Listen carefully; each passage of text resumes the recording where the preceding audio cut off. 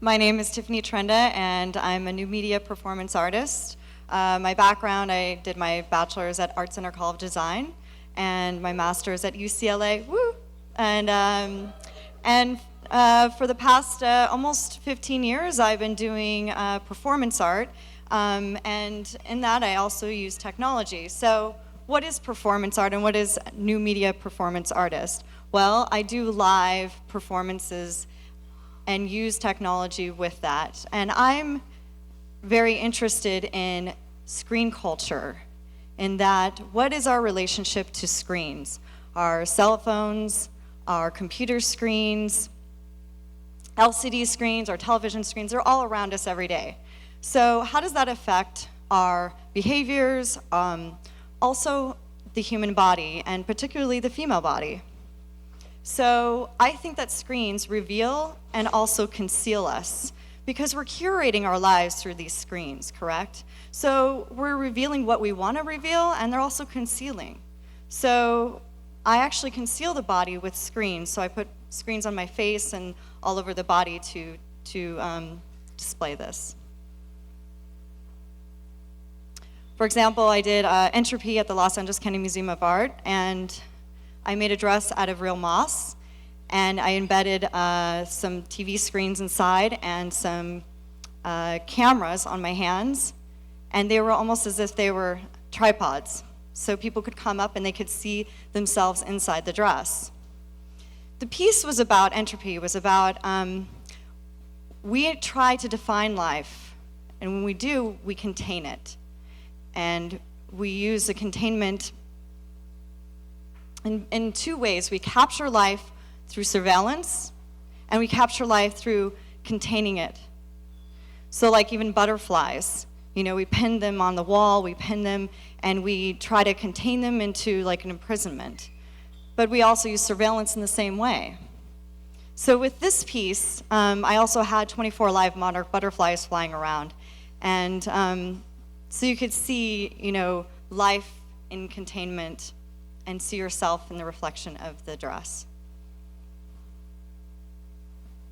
I thought this was a very interesting quote in 1928, which actually Walter Benjamin also had referenced. And if you read this, it's the amazing growth of our techniques, the adaptability and precision they have attained, the ideas and habits they are creating, make it a certainty that profound changes are impeding on the ancient craft for the beautiful. And the beautiful is, an art historical reference. It is the Botticelli. It is these past ideas of what beautiful is. But technology is changing that. What we think of beautiful today is not at all what has always been the reference of beauty. So I also think of those ideas of like how technology is changing the body. It is changing our ideas of the body, and also it is changing the way in which our behaviors are and our habits.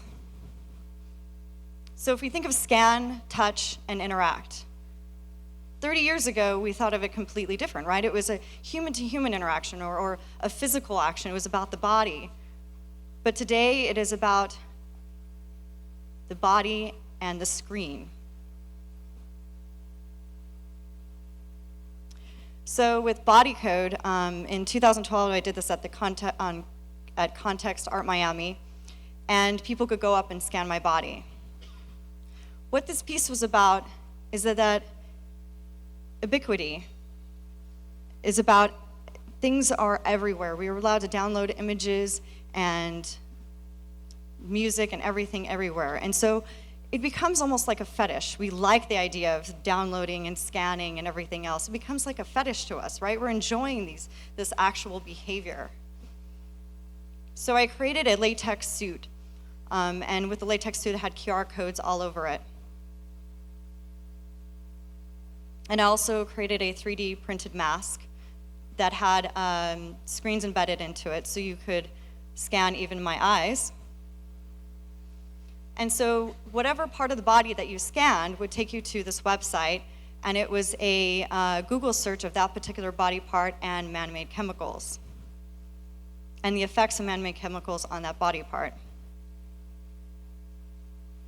So I actually performed this all around the world. But what I noticed in performing it at different places Times Square, Venice.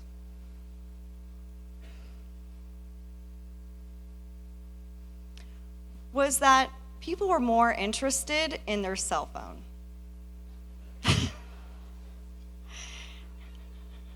I mean, they love to scan, and it goes back to the fetish idea of like, you love to scan, you love to, but the thing is that the moment, I mean, performance art is about the moment, right? But we aren't living in the moment anymore. We're living through our screen. When we're taking pictures, we're documenting, but we're living through a screen. We're not really actually capturing the memories in a physical way anymore. And I think it's different. I think that if you look at something and you weren't viscerally like actually there, the memory is completely different. So the next piece I was interested in is touch. So proximity cinema,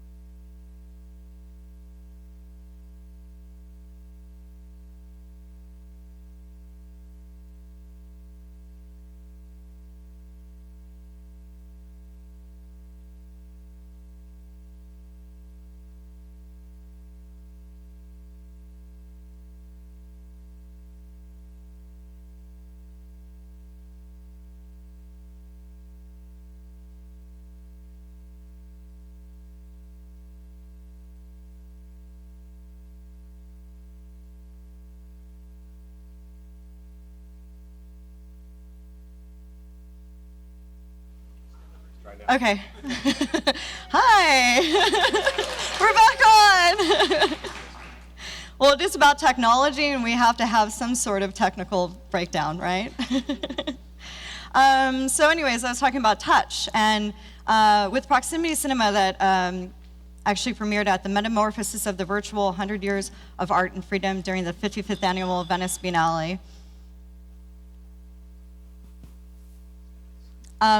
The piece was inspired by 1968 Valley Export's piece, Tap and Touch Cinema, in which people were allowed, the public was allowed to come up and touch the breasts of the performance artists. You may laugh now, but it actually was a very important piece because it was about feminism and it was about the body. But what I thought was very interesting about the piece was that it's these intimate spaces that you're in a public domain. And I thought about that, and I thought, well, what about today, in which, how would we redo that piece? And I thought, well, that's the cell phone, right? I mean, we're walking around even today, and you've ever been to the gym, and somebody's like talking to their psychologist, and you're like, I really don't want to hear that conversation. And you're having this like personal conversation, and you're like in a public setting. So I took 45 cell phone screens, and I put it on a suit, and had them hooked up to sensors, proximity sensors.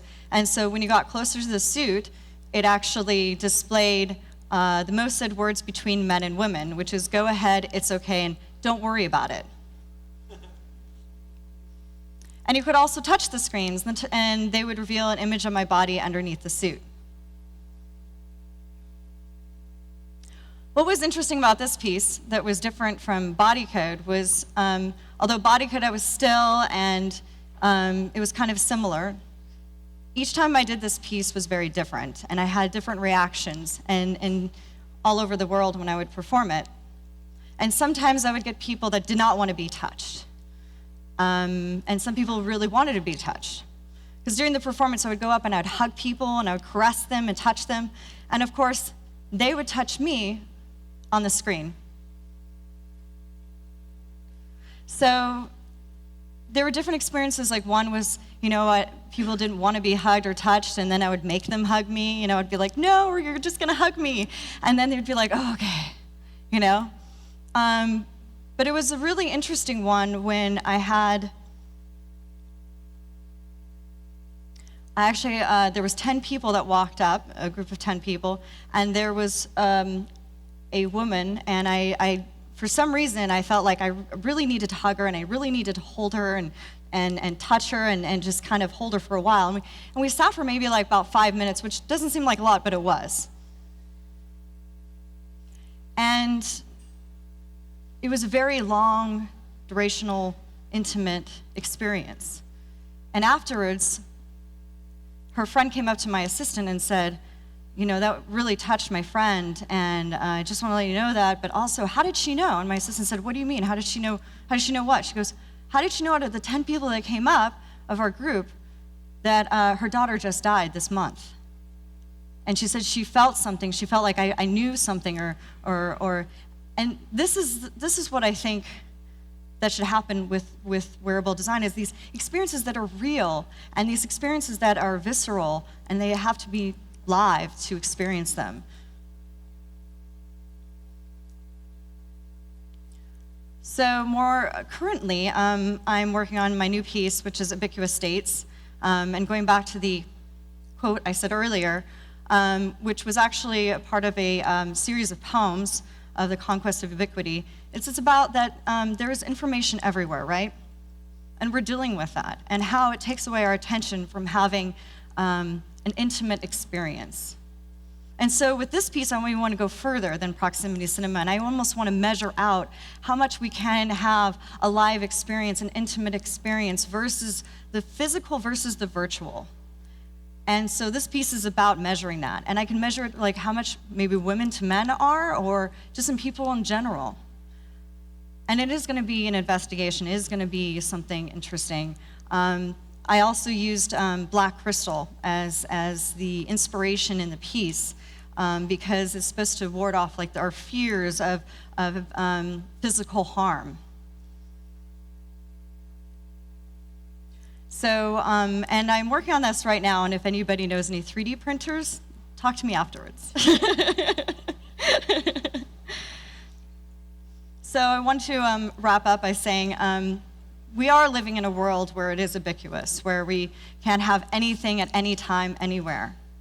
But it's also like we're living in nowhere. And what I mean by that is, with our cell phones and everything, we can gain this information everywhere, but yet this information is from other places and other things and other locations. And so we're constantly in another place. We're actually not present with one another. And so I think in the future, we need to think about making things that are about our emotions and about our physical body, and about how we can have these experiences that are real and intimate, and being authentic with one another. So thank you.